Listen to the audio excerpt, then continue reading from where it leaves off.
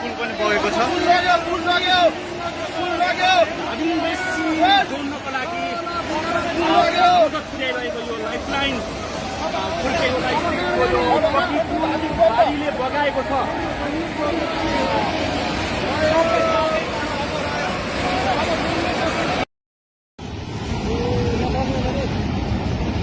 आमामामामामा ल यहाँ हामीले अब ओहो यार यो पुरै ड्याम फुटेर आएको यो घर गयो यो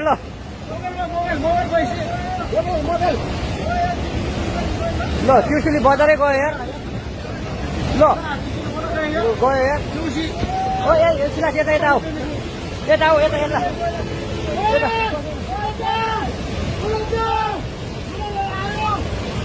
आमामामा यार बजारै गयो यार यहाँ नबसौँ ल अलि टाढा बसौँ टाढा यो पुरै ल घरहरू जम्मै गयो ल घरहरू जम्मै गयो यो पुरै आमामा ड्याम यार पुरै रगत बाढीले केही पनि बाँकी राखेन है। कन्डिसनल यस्तो छ यहाँको।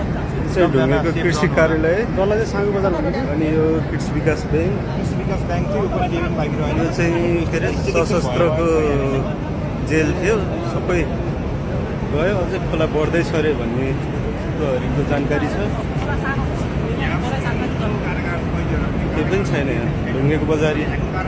यो घरहरूमा मान्छे फसिरहेछ त्यसको लागि हेलिकप्टर मगाएको छ अरे भन्ने सुनेको छ।